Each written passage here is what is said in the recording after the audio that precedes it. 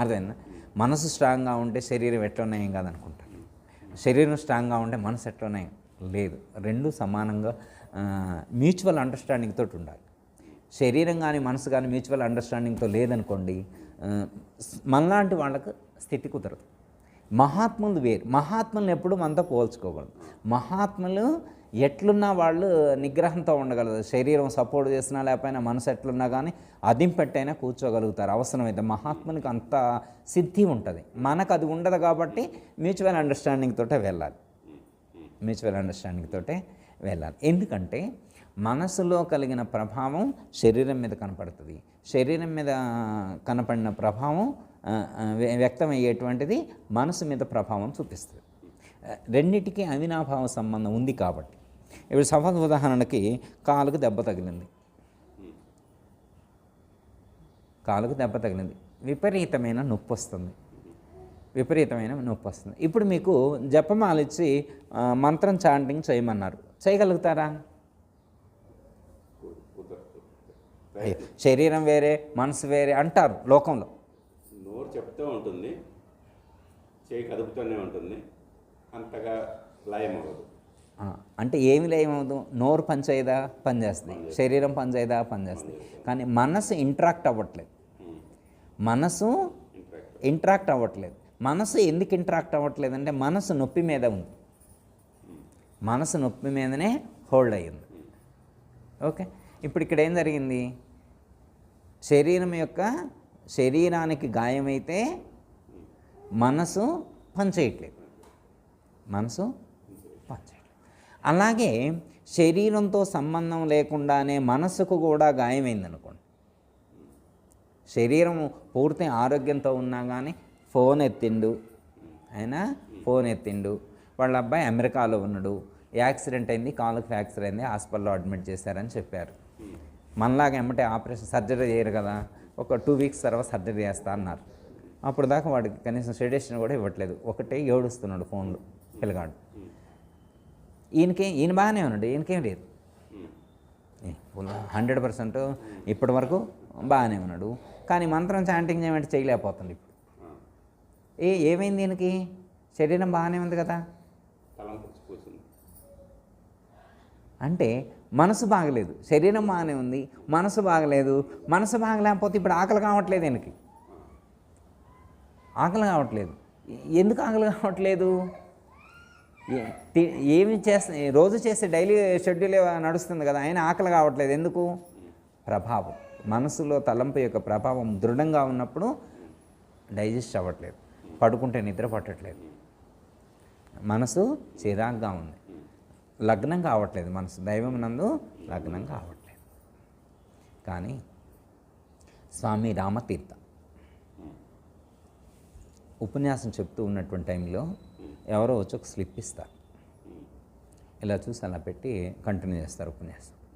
తర్వాత ఉపన్యాసం మొత్తం అయిపోయిన తర్వాత, ప్రోగ్రామ్ అయిపోయిన తర్వాత ఆ స్లిప్ తీసుకొచ్చి ఇచ్చిన ఆయన, ఏమి స్వామి మీకు స్లిప్ ఇస్తే కొంచెం కూడా రియాక్ట్ అవ్వలేదు అన్నాడు. ఎందుకు రియాక్ట్ అవ్వాలన్నాడు. మీ అబ్బాయి చనిపోయారు కదా, మరి మీ అబ్బాయి చనిపోయినప్పుడు మీరు కొంచెం కూడా రియాక్ట్, అందులో పెద్ద విశేషం ఏమైనా చనిపోవడం, జాతస్య ధ్రువం మృత్యు ధ్రువం జన్మ మృతస్య, అది ఎప్పుడో అనుకుంది కదా, శరీరం పుట్టింది, శరీరం నశించింది, ఆత్మ అది నశించేది కదా, దాని గురించి నేనెందుకు చింతించాలన్నాడు. మరి ఈయనకు నిద్ర పట్టట్లేదు, పిల్లగాడి కాలుకు దెబ్బ తగిలిందంటే ఆయనకు నిద్ర పట్టట్లేదు. రామతీర్థకి క్యాజువల్గా తీసుకున్నాడు. అంటే మహాత్ముల యొక్క దృక్కోణానికి మన యొక్క దృక్కోణానికి అదే డిఫరెన్స్. అంటే వాళ్ళు సాధనలో అంత స్థిరత్వాన్ని పొందారు, అంత స్థాయికి రీచ్ అయ్యారు. కాలుకు గాయం అయితేనే మనం నొప్పి. మరి రమణ మహర్షికి పుండ్లు అయితే కత్తి పెట్టి కోసినా శరీరం నందు మనసును లగ్నం చేసి ఉంచలేదు, స్థిరంగా ఉన్నారు. మరి ఆ సాధన ఎంత గొప్పగా ఉంది.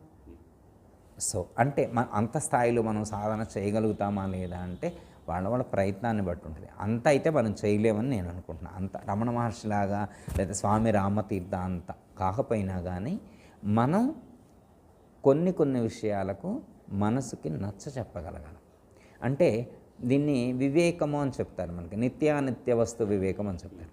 మనకు మనసుకి ఏది నిత్యమైనది ఏది అనిత్యమైనది అనేటువంటి నాలెడ్జ్ మనం ఇస్తే, మనం దేనికి దుఃఖించాలి, దేనికి దుఃఖించకూడదు, దేనికి టెంప్ట్ అవ్వాలి, దేనికి టెంప్ట్ అవ్వకూడదు అనేటువంటిది ఎక్కడ మనం డెసిషన్ తీసుకుంటాం?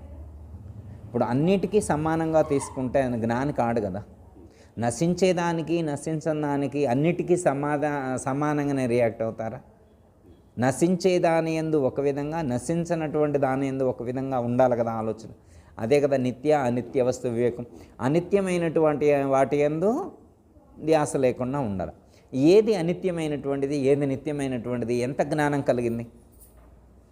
వాచకంగా మనకు తెలుసు, ఈ ప్రపంచంలో మనం చూసే ప్రతి దృశ్యము యదృశ్యం తన్నస్యం, యదృశ్యం తన్నస్యం. నశించేది, ఎటువంటి రిలేషను ఏది ఉండదు. మన ఈ కళతో చూసిన ఎన్ని విషయాలు, చెవిలో ఎన్ని విషయాలు, ఇదేది లేదు లేదు కదా. ఇదంతా నశించేదే కదా.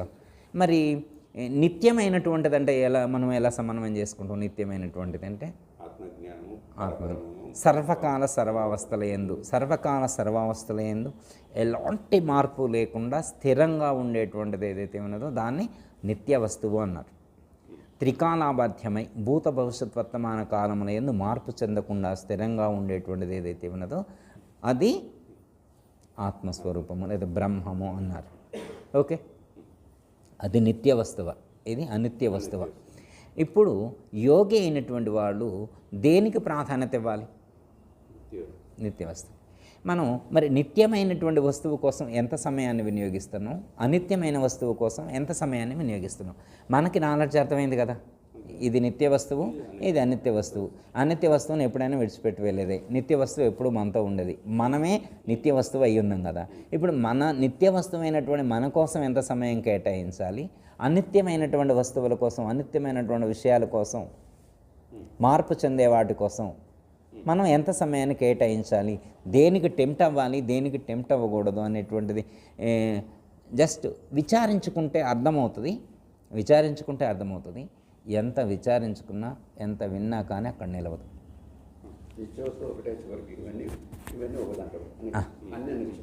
అంటే తాత్కాలికంగా అయినా కానీ దేహం అసత్యము, దేహి సత్యం అని చెప్పుకున్నప్పుడు కనీసం దేహభ్రాంతినైనా తగ్గిద్దామనే ప్రయత్నం చేశారు. ఈ దేహం మీద పెట్టుకున్న వ్యామోహమైనా తగ్గించుదామని. ఇప్పుడు ఏంటంటే ఐఆమ్ సుప్రీం అంటున్నాడు కదా, ఎంత ఈగో ఉన్నది. మనకి అష్టమదాలు చెప్తారు. దీంట్లో అష్టమదాల్లో మనం విశ్లేషణ చేసుకుంటే ఒకటి ధనమదం మెయిన్ ఇబ్బంది గురి చేసేది, యవ్వన మదం మెయిన్. ఇంకోటి ఇంపార్టెంట్ ఏంటంటే శీలమదం. నేను చాలా మంచివాడిని అనుకుంటాను. శీలమదం అంటే నేను మంచి భక్తుణ్ణి, నేను మంచి యోగిని, నేను మంచి జ్ఞానిని, నాకంటే ఎవరు లేరని అనుకోవడమే శీలమదం. కులమదం అంటే మనిషి చుట్టూ ఉన్న పరిస్థితులని దృష్టిలో ఉంచుకొని ఇట్లా. విద్యామదం అని ఇంకోటి ఉంది, నాకు బాగా తెలుసు, నేను ఎక్కువ బుక్స్ చదివా. నేను 1180 ఉపనిషత్తులు, 4 వేదాల ఔపాసన పట్టా. ఏం సుఖం!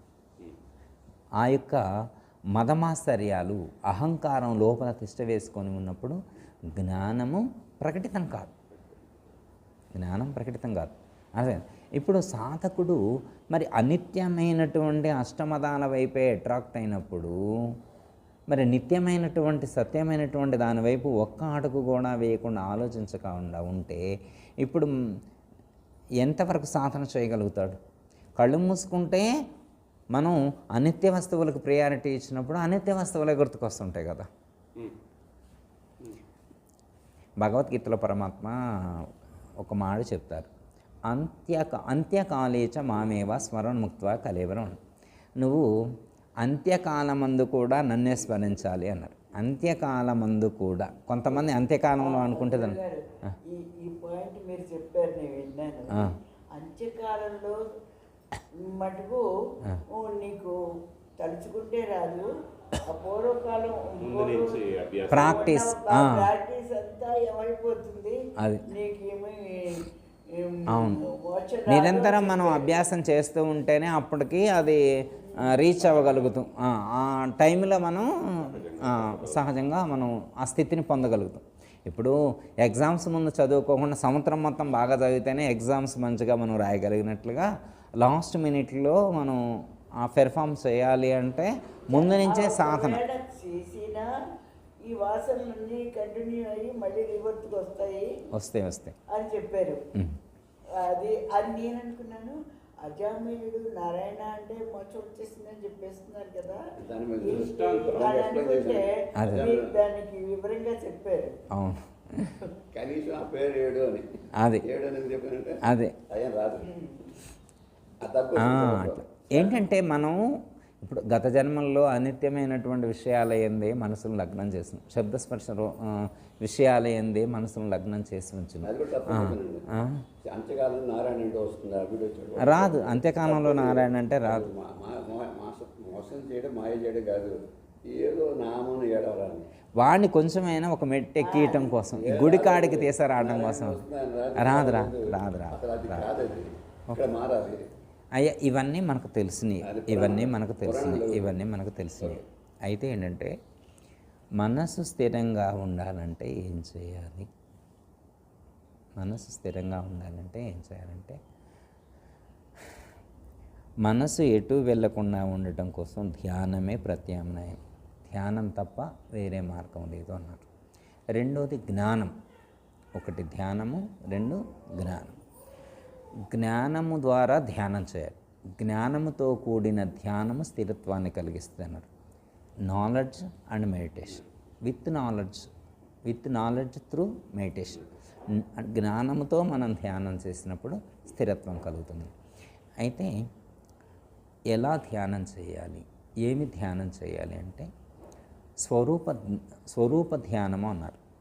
స్వరూప జ్ఞానము, స్వరూప ధ్యానం. స్వరూపం అంటే నా యొక్క రూపము. ఓకే, ఇప్పుడు నేను కళ్ళు మూసుకొని ఎవరిని ధ్యానం చేస్తాం? ఇప్పుడు మీరు నేనంటే ఎవరినో ధ్యానం చేస్తాం, ఒక పాయింట్ ఆఫ్ పెట్టుకొని ధ్యానం. ఇప్పుడు శ్రీకృష్ణ పరమాత్మ కూడా ధ్యానం చేస్తున్నాడు, పరమేశ్వరుడు కూడా ధ్యానం చేస్తున్నాడు. పరమేశ్వరుడు ఏమైనా ధ్యానం చేశారు, ఆయనకేం అవసరం? శ్రీకృష్ణ పరమాత్మ దేవుడు కాదా? మరి ఆయన ఎవరిని ధ్యానం చేస్తున్నారు? ఆయనకేం పని? ఆయనకు ధ్యానం చేయాల్సిన అవసరం ఏముంది? అంటే ఆయనకు కూడా మనలాగా స్థిరం లేదా? ఉంది కదా. అంటే శ్రీకృష్ణ పరమాత్మ యొక్క ఉపాధికి ఆధారంగా ఉన్నటువంటి అవ్యక్తమైనటువంటి చైతన్యం ఏదైతే ఉన్నదో, అవ్యక్తమైనటువంటి రూపం ఏదైతే ఉన్నదో, తన స్వరూప స్థితి యందు స్థితమై ఉంటారు. స్వరూప స్థితి యందు స్థితమై ఉండటం, నా రూపమునందు నేను స్థితమై ఉండటం, అదే ధ్యానం. ధ్యానం అంటే ఇంకోటి ఇక్కడ మరి నేను ఎక్కడ ఏ రూపంతో ఉన్నాను? జ్యోతి స్వరూపం. మనం ఈ శరీరంలో ఎలా ఉన్నాం? జ్యోతి స్వరూపమైన. ఎక్కడ? సహస్రారంలో ఉన్నాం. మనం ఈ శరీరంలో ఎక్కడున్నాం? సహస్రారం. ఇది నాలెడ్జ్. భగవద్గీతలో శ్రీకృష్ణ పరమాత్మ చెప్పారు, దీని భృగూర్ మధ్యే ప్రాణం ఆవేశ సమ్యక్. నాన్న నీ ప్రాణాన్ని తీసుకెళ్ళి భూమధ్యంలో నుంచి తీసుకెళ్ళి సహస్రారంలో నిలుపు. That's all. ఇంక చాలు. భూమధ్య స్థానంలో నుంచి ప్రాణాన్ని భూమధ్య స్థానంలో నుంచి తీసుకొని సహస్రారచక మూర్ధ్యాధాయాత్మనః ప్రాణమాస్థితో యోగధారణం. మూర్ధ్య స్థానం అంటే సహస్రారం. నీ యొక్క ప్రాణాన్ని భూమధ్య స్థానంలో నుంచి యోగ మార్గం ద్వారా సహస్రార చక్రంలోకి తీసుకువెళ్ళి అక్కడ నువ్వు స్థిరం చేయి, నీ మనసు ఎటు కదలదని చెప్పారు. ఇది ధ్యానం చేయటానికి ముఖ్య సూత్రం అని చెప్పి భగవద్గీతలో శ్రీకృష్ణ పరమాత్మ.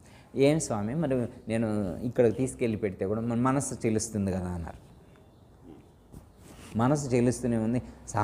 ప్రాణాన్ని సహస్రారం చక్రంలో ధారణ చేసినప్పటికీ కూడా మనసు చెల్లిస్తూ ఉంది. ఏం చేయాలి? ఓమిత్యేకాక్షరం బ్రహ్మ వ్యాహారం మా మనుస్మరణ అని చెప్పారు. మనసు ఉంది. ఒకవేళ నువ్వు ప్రాణం సహస్రారంలోకి వెళ్ళిన తర్వాత, అసలు ప్రాణము సహస్రార చక్రంలోకి వెళ్ళిన తర్వాత అసలు మనసు అనేటువంటిది ప్రకటితం కాదు. మనసు ప్రకటితం కాదు. ఒక విధమైనటువంటి సమాధి స్థితి ఏర్పడుతుంది. అలా ఒకవేళ సమాధి స్థితిలో నుంచి జారి కిందికి వచ్చి మనసు ఒకవేళ ఏమైనా టెంప్ట్ చేసే ప్రయత్నం చేస్తూ ఉంటే ఆ మనసులో ఓం అనేటువంటి ప్రణవాక్షరాన్ని దాంట్లో నిలిపించు. ఓం మిత్యేకాక్షరం బ్రహ్మ వ్యాహరన్ మా మనుస్మరణ్. నీ మనసులో ఓంకారాన్ని చాంటింగ్ చేస్తూ ఉండు, జపం చేస్తూ ఉండు. ఓంకారాన్ని నువ్వు చేస్తూ ఉంటే సహస్రార చక్రంలో ప్రాణాన్ని నిలిపి ఉంచితే నీకు మనస్సు ఎటు వెళ్ళదు, మనస్సు యొక్క వేగం తగ్గుతుంది, మనస్సు స్థిరత్వాన్ని పొందుతుంది. ఇదే నువ్వు చేయవలసినటువంటి సాధనా విధానం అని చెప్పి భగవద్గీతలో శ్రీకృష్ణ పరమాత్మ చెప్పారు. సంప్రేక్ష నాసికాగ్రం ధారయన్ అచలం స్థిరం. సంప్రేక్ష నాసికాగ్రం ధారయన్ అచలం స్థిరం. నాసికాగ్రం అంటే ముక్కు కొనయందు దృష్టి ఉంచి అంటే కొంతమంది ఇక్కడ పెడతారు, ఇక్కడ కాదు, ఇక్కడ భ్రూమధ్య స్థానంలో. ముక్కు కొనయందు అంటే కొంతమంది ఇక్కడ పాయింట్ ఆఫ్ చేసుకుంటారు, ఇక్కడ కాదు, ఇక్కడ భ్రూమధ్య స్థానంలో పెట్టి అక్కడి నుంచే పోవాలి ప్రాణం పైకి, అక్కడి నుంచే ప్రాణం పైకి పోవాలి. కాబట్టి ఇక్కడ పెట్టించు. ధారయన్ అచలం స్థిరం. స్థిరంగా ఉండు, నిశ్చలంగా ఉండు, నీకు మనసు యొక్క వేగం కంట్రోల్ అవుతుంది అని చెప్పారు. ఒకటి అయితే మనసు కంట్రోల్ అవటానికి పరమాత్మ చెప్పినటువంటి ఈ సాధన విధానం, ప్రాణాన్ని భ్రూమధ్య స్థానం నుంచి పైకి తీసుకెళ్లి సహస్రారంలో నిలిపి ఉంచితే అది నిలకడగా ఉంటుంది, స్థిరత్వం ఏర్పడుతుంది అని చెప్పారు. రెండోది ఆహార నియమాలు పాటించాలి. ఆహార విహారముల యందు అని చెప్తారు మనకి భగవద్గీతలో పరమాత్మ. ఆహారం యందు, విహరించేటువంటి ప్రదేశముల యందు మార్పు తెచ్చుకోవాలి. మంచి ఆహారాన్ని తీసుకోవాలి. ఇది సాఫ్ట్ ఫుడ్. మనకి ఆహారానికి 4 నియమాలు చెప్తారు పరమాత్మ 4వ అధ్యాయంలో.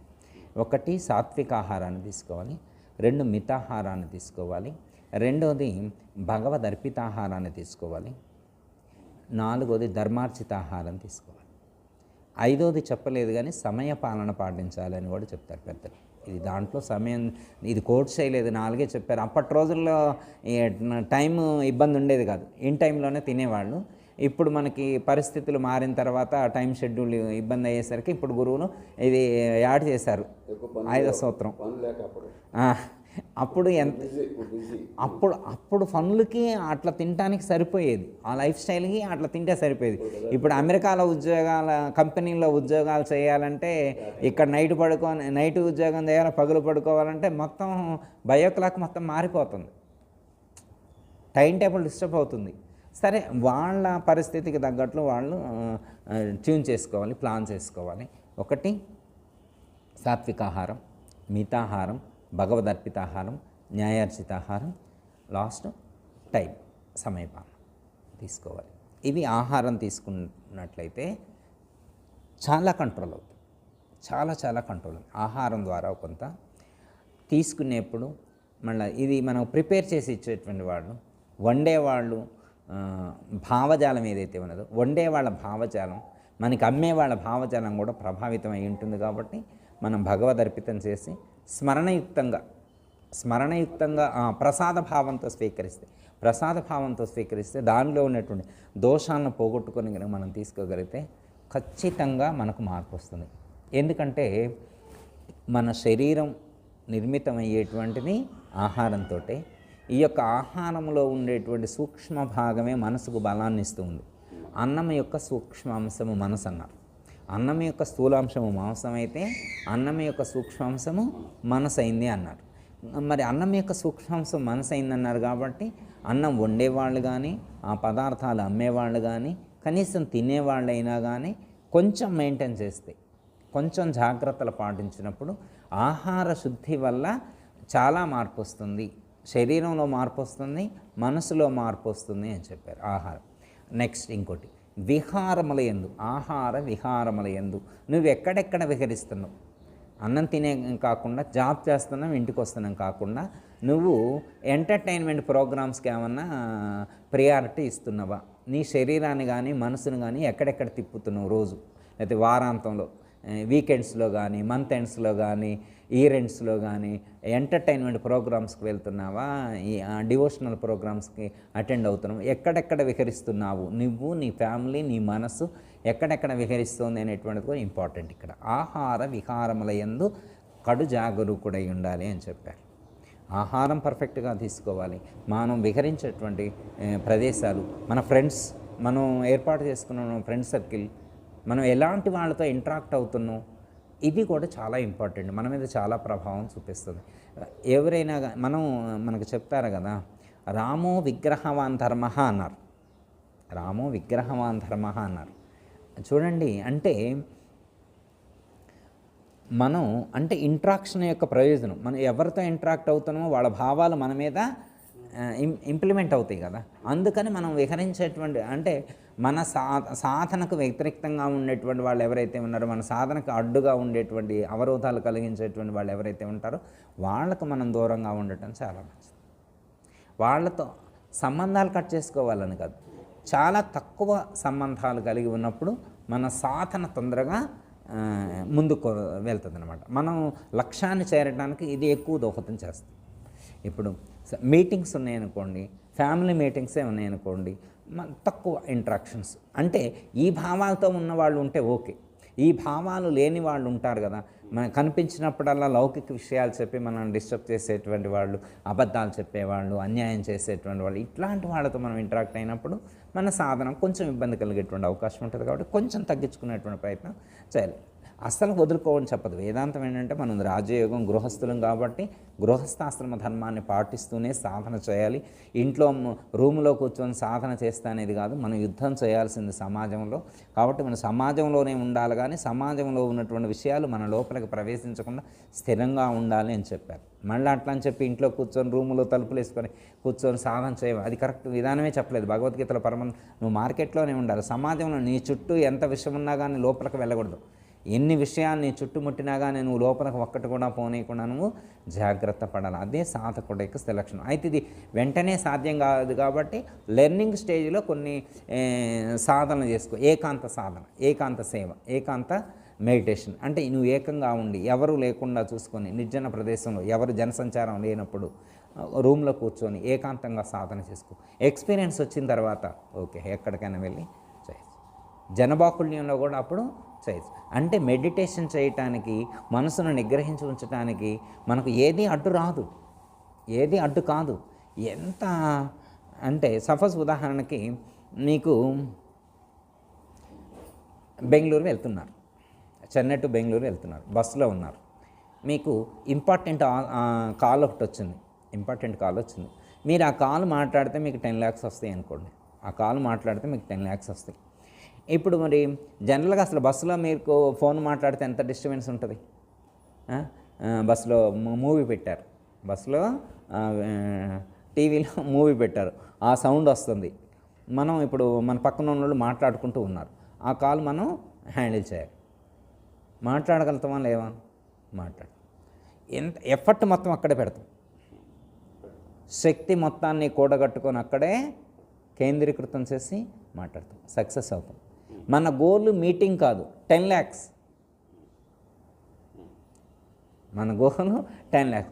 యాక్చువల్గా బస్సులో మామూలు ఎవరైనా ఫోన్ చేస్తే పెట్టేస్తాం, ఎందుకంటే ఈ బస్ జర్నీలో ఉన్న కుదరదు అంటాం, జర్నీలో ఉన్న కదా. మరి ఇప్పుడు ఎలా కుదిరింది? ప్రాధాన్యత ఇస్తాం. ఎప్పుడు అది ముఖ్యమని మనకు అనిపిస్తే ప్రాధాన్యత ఇస్తాం. అది ముఖ్యమని మనం అనిపిస్తేనే ప్రాధాన్యత ఇచ్చేది. అనిపిపోతే ప్రాధాన్యత ఇవ్వం కదా. Is the most important. మనం దీనికి ప్రాధాన్యత ఇవ్వాలి.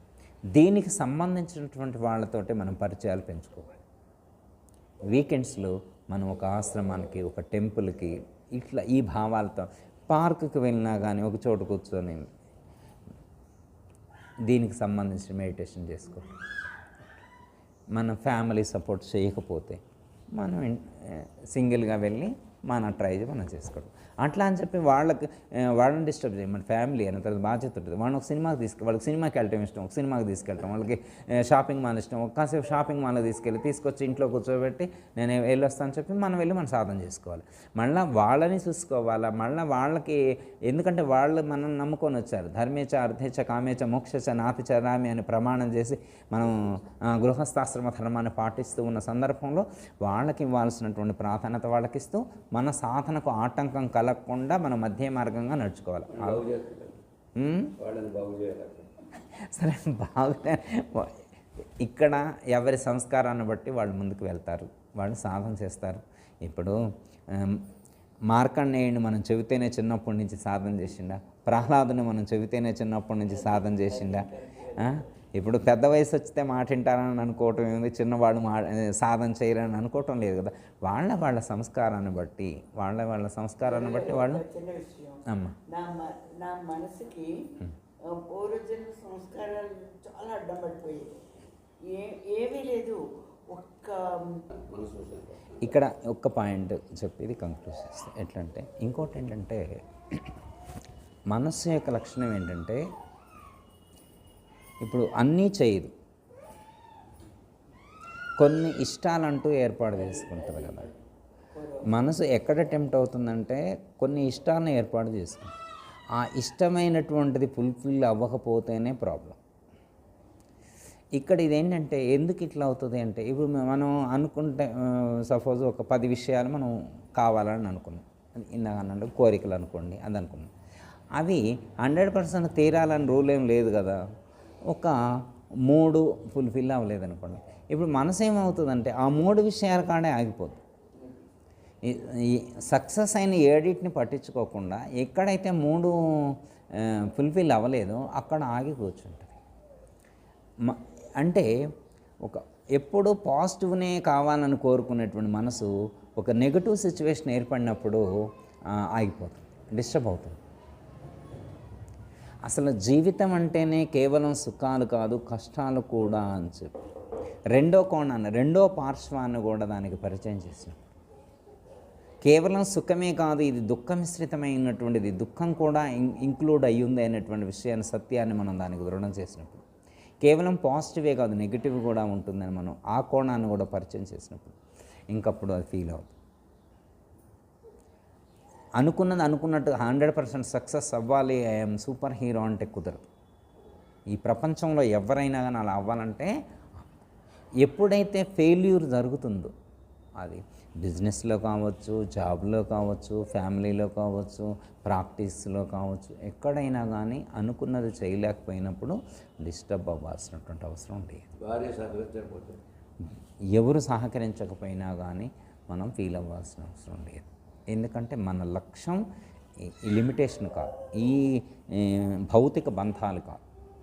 మన లక్ష్యం దైవ సన్నిధిని చేరటం, ఆ స్థితిలో ఉండటం. ఆ స్థితికి అడ్డుగా ఉండేటువంటి వాళ్ళు ఎవరైనా కానీ పక్కన పెట్టారు. అయితే మనతో మరి వాళ్ళకు ఉండేటువంటి ఇంట్రాక్షన్ సంబంధాన్ని బట్టి వాళ్ళకి ఎంత ప్రియారిటీ ఇవ్వాలో అంతవరకు ఇవ్వాలి, పక్కన పెట్టాలి. అలా అని చెప్పి మళ్ళీ నెగ్లెక్ట్ చేయొద్దు. ఇప్పుడు మనకి కొన్ని ధర్మాలు ఉన్నాయి కాబట్టి, పితృధర్మం, మాతృధర్మం, అత్తగారు, మామగారు, భార్య, భర్త, పిల్లలు, కొన్ని మనకి మరి ఒక శరీరాన్ని ధరించినందుకు, ఒక కుటుంబంలో జీవిస్తూ ఉన్నందుకు కొన్ని ధర్మాలు చెప్పారు కాబట్టి ఆ ధర్మాలకు భంగం కలగకుండా, మన సాధనకు ఆటంకం కలగకుండా, నెగిటివ్స్ వచ్చినా కానీ, కష్టాలు వచ్చినా కానీ మనం చెల్లించకుండా, కష్టం కూడా ఇది కర్మలో ఒక భాగమే అనేటువంటి ఆలోచనతోటి ముందుకు వెళ్ళాలి. కష్టం వచ్చిందని చెప్పి అక్కడే ఆగి నేను ఇంత సాధన చేస్తే, నేను ఇంత జ్ఞానాన్ని పొందితే, ఇంత మంత్రస్మరణ చేస్తే, ఇన్ని దాన ధర్మాలు చేస్తే నాకెందుకు కష్టాలు వచ్చినాయి అని చెప్పి మనం క్వశ్చనే వేయకూడదు. ఈ క్వశ్చన్ ఎవరు వేస్తారంటే సామాన్యులు వేస్తారు. వాళ్ళకి ఇంత నాలెడ్జ్ లేదు కాబట్టి వాళ్ళు వేస్తారు, అది ఓకే, వాళ్ళు వేయొచ్చు. నేను పూజ చేస్తే నాకెందుకు ఫలితం లేదు, నేను ధ్యానం చేస్తే నాకెందుకు ఫలితం లేదు, దానం చేస్తే ఫలితం ఎందుకు లేదు, నేను అవుతుందని అనుకో, ఈ జన్మలో ఇది వీడిపోతుందని కష్టం వచ్చిందంటే క్లాప్స్ కొట్టాలి. ఎందుకంటే మన పాపం కొంత తగ్గుతుందని చెప్పి అనుకోవాలి. అయితే వాళ్ళకు కూడా తగ్గట్లేదని అంటలా, తగ్గుతుంది కానీ గుర్తించట్లా. వాళ్ళకి తగ్గట్లేదని కాదు, వాళ్ళకు కూడా ఒక మంచి సత్కర్మ చేసినప్పుడు పుణ్యం పర్సంటేజ్ పెరుగుద్ది, ప్రాయశ్చిత్త కర్మలు చేసినప్పుడు కానీ ఎంతో కొంత పర్సంటేజ్ తగ్గుద్ది, కానీ వీడు గుర్తించట్లేదు. ఎట్లా అంటే మీకు పాత ఎగ్జాంపుల్ ఒకటి గుర్తు చేసుకొని, నదిలో నీళ్ళు ఉన్నాయి, కృష్ణా నదిలో నిండా నీళ్లు పొంగుతూ ఉన్నాయి. వాళ్ళ ఇంటి దగ్గర ట్యాంకులు 10 బిందెలు పడతాయి. ట్యాంక్ నిండా నింపారు. ఎన్ని బిందెలు పడతాయి? 10 బిందెలు పడతాయి. పక్కింటిలో వచ్చి 3 బిందెలు అడిగారు, ఇచ్చారు. ఇప్పుడు ఆ ట్యాంకీలో మూత తీసి చూస్తే 3 బిందెలు తగ్గినట్టు తెలుస్తుందా తెలీదా? తెలుస్తుంది. అదే ఇది అయిపోయింది. ట్యాంకులో 10 బిందెలు పట్టేప్పుడు 3 బిందెలు తీసి పక్కన వాళ్ళకి ఇచ్చినప్పుడు 3 బిందెలు తగ్గినట్టు మనం గుర్తించగలుగుతున్నాం. ఒక నది కాడికి వెళ్ళాం, అక్కడ 3 బిందెలు కాదు 30 బిందెలు తీసుకెళ్ళారు. వేరే వాడు 30 బిందెలు తీసుకెళ్ళాడు. ఇప్పుడు 30 బిందెలు తగ్గినట్టు అక్కడ తెలుస్తుందా? మరి ఇక్కడ ఇంటికాడ 3 బిందెలు తీస్తే తెలుస్తుంది, నది కాడ 30 బిందెలు తీసినా తెలియట్లేదు. అంటే కొండంత పాపం చేసినప్పుడు చిన్న 1000 రూపాయలు 100 రూపాయలు దానం చేసి ఫినిష్ అయిపోద్దని అనుకోవడం కరెక్ట్ కాదు. అంటే అసలు తగ్గలేదని కాదు, 3 బిందెల మందం ఆ 30 బిందెల నీళ్ళ మందం తగ్గినాయి, కానీ గుర్తించే అంత స్థాయిలో అక్కడ లేదు. తక్కువ ఫలం ఉందనుకోండి, కర్మఫలం తక్కువ ఉంటే ఊరికనే ఐడెంటిఫై చేయగలుగుతారు. ఇప్పుడు మహాత్ములు ఉన్నారనుకోండి, ఎందుకు చెప్పగలుగుతున్నారు? వాళ్ళు ఉండే స్టోరేజ్ చాలా తక్కువ ఉంటుంది, లిమిటెడ్ స్టోరేజ్ ఉంటుంది అనమాట. అంత తక్కువ ఉంటుంది కాబట్టి కొంత పోతే ఇంతే ఉంది కాబట్టి వాళ్ళకి ఈజీగా ఆటోమేటిక్గా అర్థమైపోయింది. తెచ్చుకోవటమే కొండంత తెచ్చుకొని ఏమి చేసినా నాకు పోవట్లేదు, నాకు కష్టాలు పోవట్లేదు, నా కర్మ ఇంతే, నా జీవితం ఇంతేనని వాళ్ళే తిట్టుకుంటారు. అంటే ఇదంతా కూడా జ్ఞానం లోపించటం ద్వారా చేసేటువంటిది. ఒకటి జన్మకు వచ్చామ శరీరాన్ని ధరించిన వెంటనే పాప పుణ్యకర్మల మిశ్రమాన్ని అనుభవించటం కోసమే శరీరం వచ్చింది. కేవలం పుణ్యాలు కాదు, కేవలం పాపాలు కాదు. కేవలం పుణ్యాలంటే స్వర్గం చెప్తారు, కేవలం పాపాలంటే నరకం చెప్తారు. పాప పుణ్యాల యొక్క మిశ్రమం అనుభవించటానికి మానవ శరీరాన్ని ధరించి వచ్చినాం. ఇక్కడ ఒక శరీరాన్ని ధరించిన వెంటనే మనం కమిట్ అవ్వాలి. కష్టంతో కూడి ఉంటుంది జీవితం అనేటువంటిది మనం గుర్తించగలగాలి. అంటే వాళ్ళ గత జన్మ యొక్క కర్మను బట్టి వాళ్ళు అనుభవించేటువంటి రకరకాలుగా అనుభవిస్తూ ఉంటారు. వాళ్ళు సైకలాజికల్గానా, ఫిజికల్గానా, హెల్త్గానా, రకరకాల అనేటువంటివి బయట విషయాల ద్వారా రకరకాలుగా అనుభవిస్తూ ఉంటారు. అది వాళ్ళ యొక్క కర్మ. అయితే దాన్ని కూడా మనం యాక్సెప్ట్ చేసినప్పుడు నో ప్రాబ్లం. మీరు వ్యాపారం పెట్టారు, ఖచ్చితంగా టార్గెట్ పెట్టుకున్నారు 20 lakhs రావాలని చెప్పి. ఇప్పుడు వాళ్ళకి 20 lakhs వస్తే మరి రాకపోతే డిసప్పాయింట్. ఇక ధ్యానం చేయడం, ఆయన ధ్యానానికి రావట్లేదు, గుడికాడికి రావట్లేదు. అంతకుముందు గుడికి వచ్చింది, ఇప్పుడు గుడికి రావట్లేదు. ఎందుకు రావట్లేదు అంటే లాస్ వచ్చింది. పరమాత్మ కర్మణ్యేమాధికారస్తే మా ఫలేషు కదాచన మా కర్మఫల హేతుర్భూమాతే సంగుస్వగ. నువ్వు కర్మలు చేయటం ఏంది అధికారం, నీకెంత ఫలితాన్ని ఇవ్వాలని డిసైడింగ్ నాది. డిసైడింగ్ నీది కాదు. ఈ యూనివర్స్ నాది, యూనివర్సు నాది, నీ బాడీ కూడా నాదే. యూనివర్స్లో నుంచి నువ్వు ఎప్పుడు ఏం చేసినా కానీ ఎంత ఇవ్వాలో అంతే ఇస్తా, అది నా ఇష్టం. ఎందుకంటే గత జన్మ యొక్క కర్మఫలాన్ని బట్టి ఎంత నీకు రీచ్ అవ్వాలో అంతే ఇస్తాను. నువ్వు అనుకున్నంత నేను ఇవ్వను, నువ్వు తక్కువ అనుకున్నా నేను ఎక్కువ ఇస్తాను, నువ్వు ఎక్కువ అనుకున్నా నేను తక్కువ ఇస్తుంది, నా ఇష్టం. నీకు ఎంత ఇవ్వాలో నాకు క్యాలిక్యులేషన్ ఉంది, ఆ క్యాలిక్యులేషన్ ప్రకారం నేను ఇస్తాను. నువ్వెవరు అనుకోవటానికి, నువ్వెవరు డిమాండ్ చేయటానికి, నీకేం హక్కుంది? నా సామ్రాజ్యంలో నువ్వు పనిచేసేవాడివి, నీకు ఒక కర్మఫలాలు అనుభవించడానికి ఒక ఫిజికల్ బాడీ కావాలంటే నేను ప్రొవైడ్ చేస్తాను, అనుభవించుకో. అంతేగాని నువ్వు నన్ను డిమాండ్ చేయటం ఏంటి అనేటువంటిది కర్మ సిద్ధాంతంలో చెప్తారు. అట్లా ఆలోచించినా కానీ మనకి నష్టం జరిగినప్పుడు టెంప్ట్ అయిపోయి సాధన ఆపకూడదు. ప్లస్ అయినప్పుడు గుడికి వెళ్తుంటాడు, ప్లస్ అయినప్పుడు అలా గుడికి వెళ్తారు, దాన ధర్మాలు చేస్తారు, అన్నదానాలు చేపిస్తారు, గోసేవకి ఇస్తారు, అన్నీ చేస్తారు. నష్టం వచ్చినప్పుడు ఇచ్చిన వాళ్ళు ఎంతమంది ఉంటారు?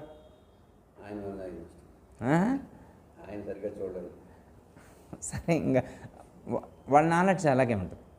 ఆయన సరిగా చూశాడు కాబట్టి ఇలా ఉన్నామనేటువంటి నాలెడ్జ్ మనకుంటుంది. ఇది అందరికీ ఉండదు కదా. ఎప్పుడైనా కానీ మనకు ప్రకృతి ద్వారా ఏదైనా నష్టం జరిగినప్పుడు ఆ ప్రభావం మన ధ్యానం మీద కానీ మన మంత్ర అనుష్ఠానం మీద కూడా ప్రభావం చూపెట్టకుండా ఉంటే మనకు ధ్యానం చేయటం కుదిరినట్టు గుర్తు.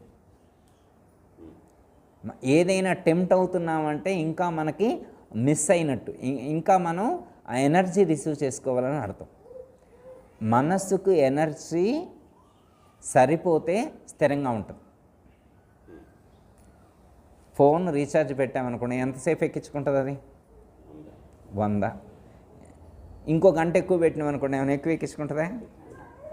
దానికి ఎంత అవసరమో అంత తీసుకుంటే ఇక ఆగిద్ది, ఇంకా దానికి అవసరం లేదు. దానికి అవసరం మనసుకి కూడా ఎంత అవసరమో అంత ఇస్తే చాలు. ఇప్పుడు మీరు మెడిటేషన్ చేశారు, ఆత్మజ్ఞానం కలిగింది. ఇప్పుడు ఆత్మజ్ఞానం కలిగిన తర్వాత మళ్ళీ కళ్ళు మూసుకొని కూర్చోవాల్సిన అవసరం ఉందా? మీరు కళ్ళు మూసుకొని ఎందుకు కూర్చుంటున్నారు ధ్యానానికి? ధ్యానం అంటే చాలామంది కళ్ళు మూసుకొని కూర్చుంటారు. పరమాత్మ చెప్పిన ధ్యానం కళ్ళు మూసుకొని కూర్చునేది కాదు. అసలు ధ్యానం అంటేనే కళ్ళు మూసుకొని కూర్చోవాల్సిన అవసరం లేదని చెప్పారు పరమాత్మ. ఇప్పుడు ఆయన గారు మేము అదే డిస్కషన్ చేస్తున్నాం ఇందాక మీరు వచ్చారు. ధ్యానం అంటే దేని ధ్యానం చేయాలా? దైవాన్ని ధ్యానం చేయాలి. దైవ ధ్యానం. దైవం. ఇప్పుడు దైవం ఎక్కడ ఉన్నాడంటే ఫస్ట్ లోపల ఉన్నాడు అనుకున్నాం. లోపల ఉన్నాడు అనుకొని మూర్తి స్థానంలో ధ్యానం చేస్తున్నాం. సహస్రార చక్రంలో ధ్యానం చేస్తున్నాం. సహస్రార చక్రంలో ధ్యానం చేస్తే ఒక దృఢత్వం కలిగింది. అక్కడ ఉన్న మూడి విడిపోయింది. సహస్రార చక్రంలో ధ్యానం చేస్తే ఏమైంది? అజ్ఞానం అనే మూడి ఊడిపోయింది. అజ్ఞానం అనే మూడి ఊడిపోతే ఏమైంది? స్వరూప జ్ఞానం అనుభూతి కలిగింది. అజ్ఞానం ఎప్పుడైతే తొలగిపోయినప్పుడు స్వరూపానుభూతి కలిగింది. స్వరూపానుభూతి కలిగినప్పుడు ఏమవుతుందంటే ఖండ భావన కూడా, పిండ భావన కూడా పోతుంది. వెష్టి భావన పోతుంది. వెష్టి భావన ఎప్పుడైతే పోయిందో అప్పుడు సమిష్టిత్వం, చరాచర జగత్తునంతటా మనం చూడగలుగుతాం కదా. అప్పుడు ఏమవుతుంది? చరాచర జగత్తునంతటా పరమాత్మ ఉన్నాడని తెలుస్తుందా లేదా? మరి ఇప్పుడు చరాచర జగత్తునంతటా పరమాత్మ ఉన్నప్పుడు ఇంక మీరు ఇప్పుడు కళ్ళు మూసుకొని ఏమైనా ధ్యానం చేయాలి? ఇప్పుడు దైవం లోపల ఉన్నాడా బయట ఉన్నాడా? అంటే మనం ధ్యానం కళ్ళు మూసుకొని ఎప్పటి వరకు ధ్యానం చేయాలంటే స్వరూపానుభూతి కలిగేంత వరకే కళ్ళు మూసుకొని ధ్యానం చేయాలి. స్వరూపానుభూతి కలిగిన తర్వాత ఎందుకు కళ్ళు మూసుకుంటున్నారంటే కంటితో డిస్టర్బెన్స్ ఇబ్బంది కనపడకుండా ఉండదు. ఓకే, అది సామాన్యుడికి, అది లెర్నింగ్లో అట్లే ఏకాంతంలో ధ్యానం చేసుకోవాలి. అయితే చరాచర జగత్తున కదిలే వాటి ఎందు కథన వాటి ఎందు చరాచర జగత్తంతటా పరమాత్మే అనుస్యూతమే వ్యాపించి ఉన్నాడు అనే జ్ఞానం దృఢమైనప్పుడు ఈశావాస్యం ఇదగం సర్వం ఎత్కించి జగత్ సచరాచరం ఎత్కించి జగత్ సచరాచరం అని చెప్తున్నారు కదా. ఈశావాస్యం ఇదగం సర్వం కించిత్ పదార్థంలో కూడా చరాచర జగత్తునంతటా పరమాత్మే అనుస్యూతమే వ్యాపించి ఉన్నాడు అనేటువంటి మంత్రం అర్థం చెప్పినప్పుడు, మంత్ర అర్థం దృఢమైనప్పుడు, పరమాత్మ సర్వత్రా ఉన్నాడని తెలిసినప్పుడు, ప్రతి పదార్థమనందు పరమాత్మే ఉన్నాడు అని తెలుసుకున్నప్పుడు ఇంకెక్కడ ధ్యానం చేయాలి? ఆ తర్వాత ముందు కంటికి ఒక ఇంద్రియాన్ని జయించాలని కళ్ళు మూసుకుంటున్నారు. కళ్ళు మూసుకున్న దానికన్నా అది కింద కళ్ళు తెరిచి ధ్యానం చేసినప్పుడు ఓకే, స్టార్టింగ్ అవసరం. కళ్ళు మూసి చేస్తున్న దానికన్నా స్టార్టింగ్లో కళ్ళు మూసుకొని చేయాలి. ఎక్కువ పారిపోలేదు. నేను నా ఎక్స్పీరియన్స్గా మూసుకుంటే ఎక్కువ పారిపోయింది. ఎదురుకుండా పాదాలు ఏదో పెట్టుకుని ఉంటే ఎక్కువ పారిపోలేదని నాకు అనిపించింది. అయితే దీనికి కూడా దీనికి కూడా నాయన మనకి త్రాటకం అని చెప్తారు. బాహ్య త్రాటకము, అంతర త్రాటకం అని త్రాటక సాధన చెప్తారు. త్రాటకం అంటే ఏంటంటే ఒక లైట్ కానీ, మూర్తి కానీ, లేకపోతే ఒక పాదాలు కానీ మనకి ఇష్టమైనటువంటి ఇమేజ్ ఒక చోట పెట్టుకొని త్రాటకం అంటే బాహ్య త్రాటకం అంటే బాహ్యంగా నా రూపాన్ని చూడాలి. దీన్ని బాహ్య త్రాటకం అంటారు. సపోజ్ ఉదాహరణకి దుర్గాదేవి అమ్మవారి ఇమేజ్ పెట్టుకున్నారు, చిత్రపటం పెట్టుకున్నారు, కళ్ళు తెరిచి ధ్యానం చేస్తున్నారు. తర్వాత గురువుగారు సమక్షంలోనే ధ్యానం చేస్తున్నారు. గంట సేపు చూశారు అమ్మవారి చిత్రపటాన్ని. తర్వాత కళ్ళు మూసుకున్నారు. గురువుగారు చెప్పారు క్లోజ్ యువర్ ఐస్ అన్నారు, క్లోజ్ చేసింది. తర్వాత గురువుగారు అడిగారు అమ్మవారి చెవులకు పెట్టుకున్నటువంటిది ఎలాంటి కలర్ దిద్దులు అని అడిగారు. దిద్దులకి ఏమి స్టోన్స్ ఉన్నాయని అడిగారు గురువుగారు. మరి ఏమి రూపాన్ని చూసినావు? ఏ రూపంలో ఏం చూడగలిగా? రూపధ్యానం అంటే అంటే బాహ్య త్రాటకం. నేను బాహ్య త్రాటకం అంటారు. అంటే ఒక రూపాన్ని చూసినప్పుడు ఆ రూపంలో ఉన్నటువంటి పిన్ టు పిన్ ప్రతి పాయింట్ను చూస్తారు, చూడాలా. మళ్ళీ కళ్ళు మూసుకొని ఉంటారు. ఇది అంతర త్రాటకం. బాహ్య త్రాటకం అంటే కళ్ళు తెరిచి చూడాలి. కళ్ళు తెరిచేసి కొన్ని రోజులు అయిపోయిన తర్వాత ఒక మూర్తిని కొన్ని రోజులు చూసిన తర్వాత గురువు గారి సమక్షంలోనే ఒక 7వ రోజునో 21వ రోజో కళ్ళు మూసుకొని చూపిస్తారనమాట. ఆ కళ్ళు మూసుకున్నప్పుడు గురువుగారు క్వశ్చన్స్ వేస్తారనమాట, నీకు అక్కడ ఏమేమి గుర్తించినవని. అప్పుడు వీళ్ళు చెప్పగలగాలన్నమాట. ఇది అంతర త్రాటకం. దేనికి గురువు గారిని అడగాలి. దేనికి మనసు పారిపోకుండా ఎక్కడికి పోకుండా ఆ మనసులో మనసు గురించే దాన్ని ఏకాగ్రత చేయడు. కాన్సన్ట్రేషన్ ఆఫ్ మైండ్ చెప్పంటే కాన్సన్ట్రేషన్ ఆఫ్ మైండ్. మంత్ర అనుష్ఠానం ప్రధాన లక్ష్యమే మనసుని నిలకడగా ఉంచడం. మనకి మంత్రస్మరణ చెప్తారు. మంత్రస్మరణ కంటే బెటర్ దాన్ మంత్ర జపం చెప్తారు. మంత్ర జపం కంటే బెటర్ దాన్ మంత్ర ధ్యానం. మంత్రస్మరణ, మంత్ర జపము, మంత్ర ధ్యానము 3 స్టేజెస్ అన్నమాట. కొంతమంది మంత్రస్మరణతో సరిపెట్టుకుని, మంత్రస్మరణ అంటే ఎప్పుడైనా ఎక్కడైనా ఎట్లయినా చేసేది మంత్రస్మరణ. మంత్ర జపం రూల్స్ అండ్ రెగ్యులేషన్స్ తోటి, అంటే మనకి షట్క్రియలు చెప్తారు కదా, ఆవాహన చేసుకోవటం, అంగన్యాసకరన్యాసయుక్తంగా మంత్ర జపం చేసేటువంటిది అనుష్ఠానం, అది ఒక పద్ధతి. అది సెకండ్ స్టేజ్. ఫైనల్ స్టేజ్ మంత్ర ధ్యానం. మంత్ర ధ్యానంలో మంత్రం మనం చదవం, సాక్షిగా ఉంటాం, కానీ మంత్రం యొక్క భావన మనకు ప్రకటితమవుతూ ఉంటుంది. మంత్ర ధ్యానం ఉచ్ఛ్వాస నిశ్వాసల యొక్క వేగం తగ్గుతుంది. మంత్ర ధ్యానంలో మనకి ప్లస్ ఏంటంటే ఉచ్ఛ్వాస నిశ్వాసల యొక్క వేగం తగ్గుతుంది. ఉచ్ఛ్వాస నిశ్వాసల యొక్క వేగం ఎప్పుడైతే తగ్గుందో ఆటోమేటిక్గా మనసు యొక్క వేగం తగ్గుతుంది. మెడిటేషన్లో కూడా మనకి గురువుగారి ఎట్లయినా చేయొచ్చు, సోహం చేయొచ్చు, లేకపోతే శివోహం చేయొచ్చు, ఎవరి ఇష్టాన్ని బట్టి వాళ్ళు చేయొచ్చు. అయితే లోపలికి వెళ్ళేటువంటి ప్రాణాన్ని, బయటికి వచ్చేటువంటి ప్రాణాన్ని, పూరకము, రేచకము, వీటిని గమనించాలి. వీటిని సాక్షిగా గమనించినా చాలు. సాక్షిగా గమనించినా కానీ డిస్టర్బ్ అవుతుంది అన్నప్పుడు దానికి మంత్రాన్ని అనుసంధానం చేసుకొని లోపలికి వెళ్ళేప్పుడు సో అని, బయటికి వచ్చేప్పుడు హమ్మని, సో హమ్మని, ఈ అజప గాయత్రి మంత్రయుక్తంగా సోహం ధ్యానం చేసినప్పుడు ఆటోమేటిక్గా ఉచ్ఛ్వాస నిశ్వాసల యొక్క వేగం తగ్గుతుంది. ఉచ్ఛ్వాస నిశ్వాసల యొక్క వేగం సమస్థితిలోకి వచ్చినప్పుడు కుండలిని సుషుమ్నాలో డైరెక్ట్గా సహస్రార చక్రంలోకి వెళ్తుంది అప్రయత్నంగానే. దానికి మనం మూలాధార చక్రం నుంచి పైకి లేపాలి అని అవసరం లేదు. మనసు ఉచ్ఛ్వాస నిశ్వాసల సమస్థితిలో ఉంటే ఆటోమేటిక్గా కుండలిని అవేకన అవుతుంది. దీనికోసం అంటే మనకి సాధనలు, మరి లోకంలో అనేక మనస్తత్వాలు ఉన్నటువంటి వాళ్ళు ఉన్నారు కాబట్టి అనేక రకాల సాధన చెప్పారు, ఈజీ ప్రాసెస్ చెప్పారు. మనసు నిశ్చలంగా ఉండాలి. ఎందుకు ఉండాలి? ఎట్లా ఉంటుందంటే ఉచ్ఛ్వాస నిశ్వాస సమంగా ఉంటే మనసు సమంగా ఉంటుంది. ఉచ్ఛ్వాస నిశ్వాసాలు సమంగా ఉన్నప్పుడు, మనసు నిశ్చలంగా ఉన్నప్పుడు ఆటోమేటిక్గా కుండలిని సహస్రార చక్రంలోకి వెళ్తుంది. సహస్రార చక్రంలో కుండలిని సహస్రార చక్రంలోకి ప్రవేశిస్తే అదే ప్రాణం ప్రవేశించడం.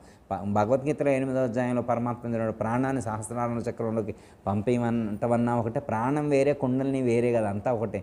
జీవుడన్నా, కుండలిని అన్నా, ప్రాణం అన్నా కానీ భిన్న పేర్లు అంతే, వేరు పేర్లు అంతే. ప్రాణ సహస్రారం, కుండలిని సహస్రారంలోకి వెళితే ఏమవుతుంది? సహస్రారంలోకి వెళితే మనకు బ్రహ్మానంద అనుభూతి కలుగుతుంది.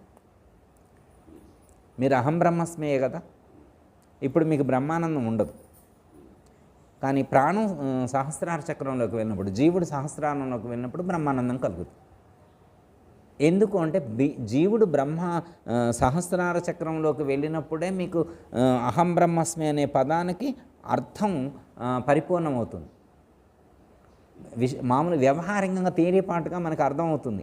అహం బ్రహ్మస్మి, ప్రజ్ఞానం బ్రహ్మ, అయమాత్మ బ్రహ్మ అని అనుకుంటాం, కానీ అనుభూతికి అందట్లేదు.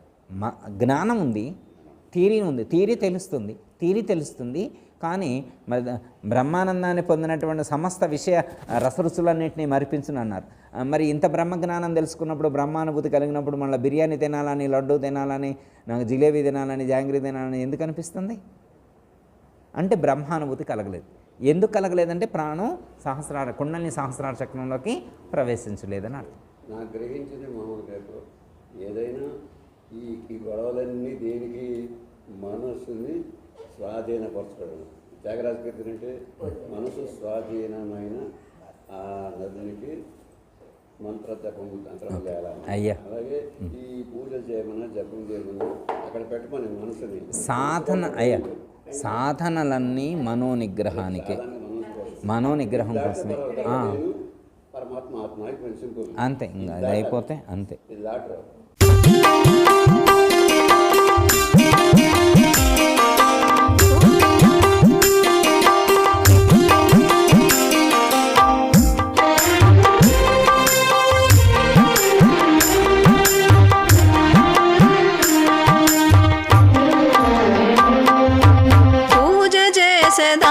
గురుని పూజ చేసదా, పరిపూర్ణ గురుదేవా పూజ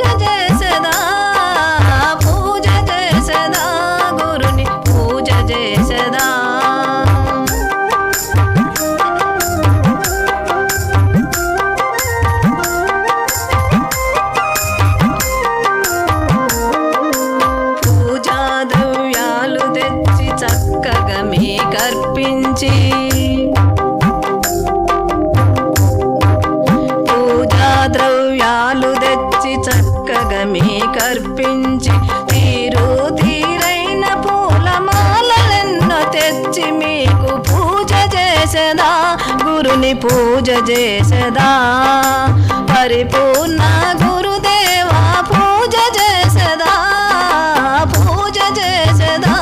గురుని పూజ చేసెదా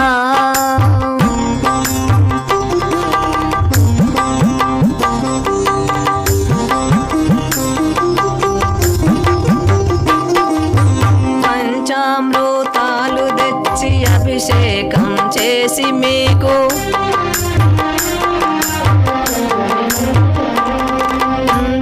పంచామృతాలు తెచ్చి అభిషేకం చేసి మీకు పట్టు వస్త్రాలు గట్టి పరిమళ ద్రవ్యాలతోను పూజ చేసెదా గురుని పూజ చేసెదా పరిపూర్ణ గురుదేవా పూజ చేసెదా గురుని పూజ చేసెదా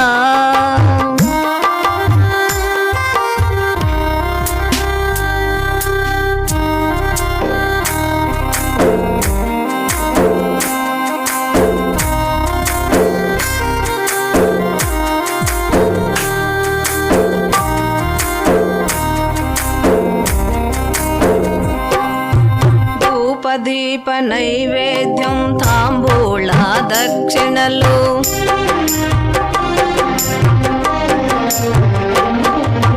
ధూపదీప నైవేద్యం తాంబూళ దక్షిణలు ప్రేమతోను అర్పించి పరమ భక్తితో నేడు పూజ చేసెదా గురుని పూజ చేసెదా పరిపూర్ణ గురుదేవా పూజ చేసెదా గురుని పూజ చేసెదా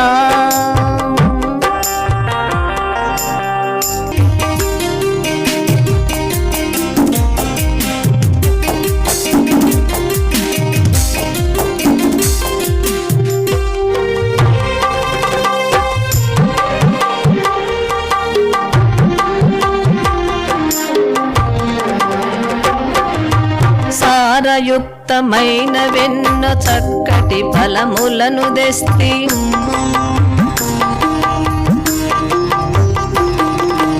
సారయుక్తమైన వెన్నో చక్కటి ఫలములను తెస్తి మిక్కిలి మీరారగించి చక్కగా నన్ను దీవించుము పూజ చేసెదా గురుని పూజ చేసెదా పరిపూర్ణ గురుదేవా పూజ చేసెదా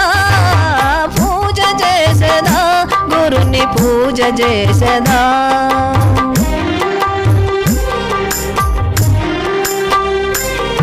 మాయను తీసేసినట్టి మహితాత్ముడవని నేను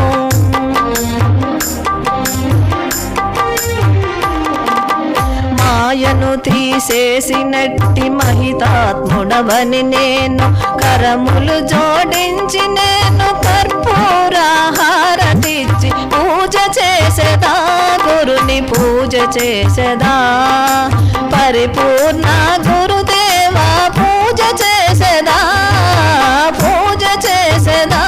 గురుని పూజ చేసెదా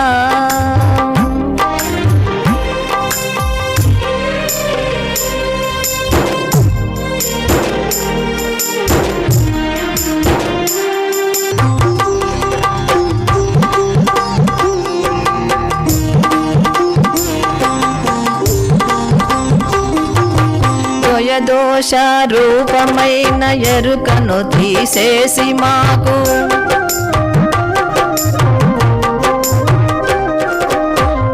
దోష రూపమైన ఎరుకను తీసేసి మాకు పరమును దర్శింపజేసి పరిపూర్ణుల చేసినారు పూజ చేసెదా గురుని పూజ చేసెదా పరిపూర్ణ గురుదేవా పూజ చేసెదా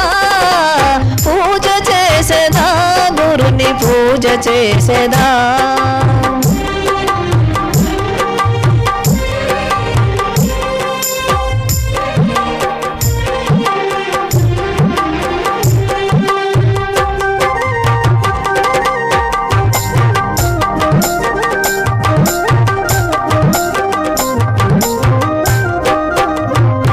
ధరవైరాపురమునందు సత్యయాఖ్య గురుదేవులు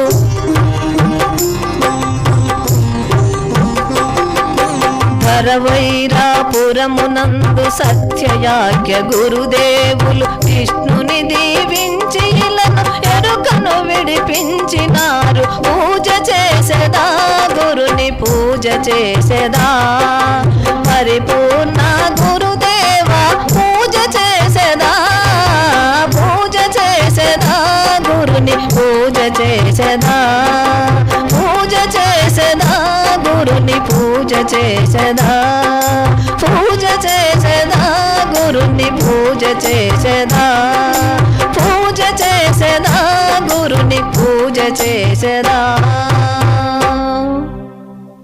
అందరికీ జై గురు.